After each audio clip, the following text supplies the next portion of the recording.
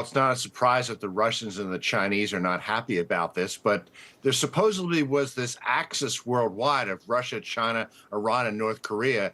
Looks like it wasn't that tight an axis because the Russians and the Chinese really haven't lifted a finger to help the Iranian government. And obviously, Zelensky is delighted at this result because the Iranians are one of two states that have been sending weapons to the Russians to fight in the war in Ukraine, including attack drones. And if this results in these drones no longer going to Russia for this war, it could have a tremendous impact in helping the Ukrainian people throw the Russians out of their country. Fred, I want to get to you look at what he's done now with Venezuela, what President Trump has now done here in Iran. What message does this send to the rest of the world about the U.S. military and its force? Look, it first says something about Trump's leadership, that Trump is unconventional, that he's not going to be reined in by the foreign policy establishment and the globalists. He will do things people don't expect. I think that unpredictability makes him a much more powerful leader on the global stage. It gives him respect and the ability to get things done that couldn't be done elsewhere. And right now we're looking at Cuba. I don't know whether we can find a way to throw out this oppressive communist government in Cuba.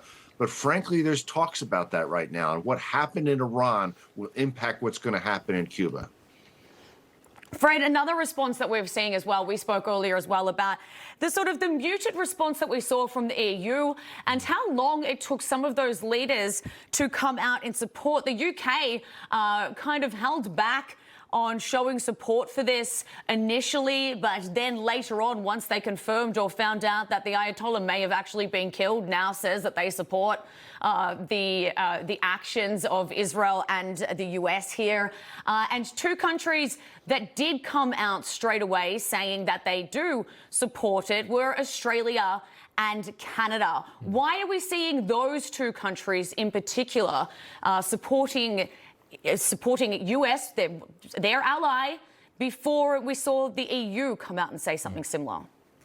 Well, first, it's just appalling to see this spinelessness by the European Union. They still support the fraudulent nuclear deal that Barack Obama negotiated in 2015 and still claim it was working. We know it wasn't working. The Israelis proved that.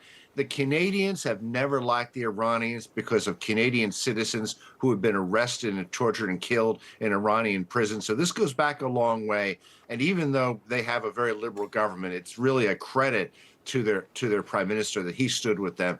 And I'm very glad to see that the Australians see that way. I've worked with the Australians in my career on Iran's nuclear program. They've never been with the European Union. They've always been much tougher than those states. So I think it's in the tradition of that position. Fred, I want to get your reaction to the meeting yesterday. The United Nations, they gathered quickly to try to respond to this. What was your takeaway from all of that? Michael Waltz was so impressive in reading the riot act to the Iranian government on what it has done to our country, what it's done to the world, and destabilizing the world, and why it is really essential that this evil government be overthrown. Very well said. Fred Fleitz, thank you so much for coming back on. We appreciate it. Always love your expertise on this situation. Thanks, Fred. Good to be here. Information. Truth is freedom. Is Newsmax. It's real news for real people.